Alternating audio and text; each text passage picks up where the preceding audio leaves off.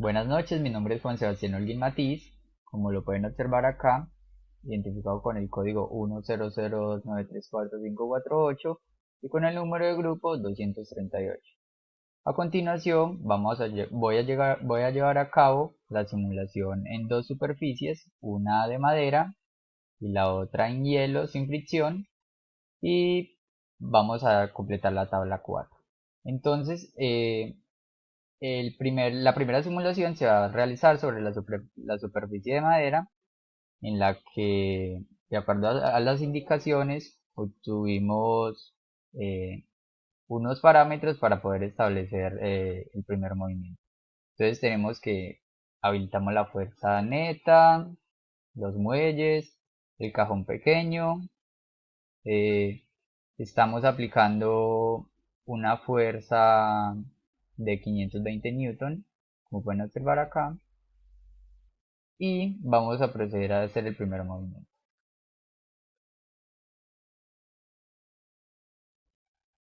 Ok, acá podemos observar el movimiento, la fuerza con la que se aplicó y la gráfica de velocidad en relación con el tiempo. Esto es para la primera superficie, que sería la madera. Luego pasamos a la segunda fricción, que en este caso sería sobre la superficie de hielo, que no tiene fricción. Nuevamente la fuerza neta, los muelles, menos 6, que es la posición del objeto, como dijimos anteriormente, el objeto, y en este caso la fuerza aplicada va a ser de 88 newtons, y procedemos a ver el movimiento.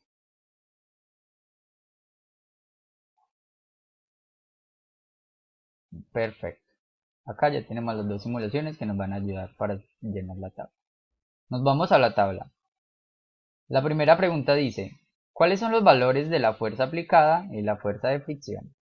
Responde esta pregunta para el caso de la superficie de madera y para el caso de la superficie de hielo. Para la superficie de madera, la fuerza aplicada fue 520 newton y la fuerza de fricción en este caso sería 294 newton. Y para la superficie de hielo, la fuerza aplicada sería de 88 newton y la fuerza de fricción en este caso sería igual a 0. La pregunta B dice, ¿cuál es el valor de la fuerza neta y cómo se obtiene este valor a partir de los valores de la fuerza aplicada y la fuerza de fricción? Responde esa pregunta en el caso de la superficie de madera y para el caso de la superficie de hielo. Entonces tenemos que en la superficie de madera la fuerza neta va a ser igual a 226 y se obtiene restándole la fuerza de fricción que actúa como oponente a la fuerza inicial aplicada. Entonces en este caso sería la resta de menos la resta de 294 a 520, que nos va a dar como resultado la fuerza neta final.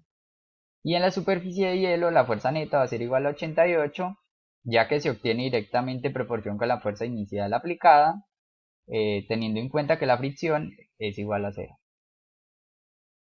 Vamos para la pregunta C. La pregunta C dice, determine la pendiente de la gráfica de la velocidad contra tiempo, utilice los botones más y menos para aumentar y reducir la escala a los ejes de la gráfica respectivamente. Responda a esta pregunta para el caso de la superficie de madera y para el caso de la superficie de hielo. Entonces, en este caso, en la superficie de madera, la pendiente nos dio unos ejes de X y Y, en los que va a ser igual a 7, 0, 4, 0, lo cual nos dio 7 cuartos, y expresado decimalmente sería 1.75 la pendiente de la superficie de madera.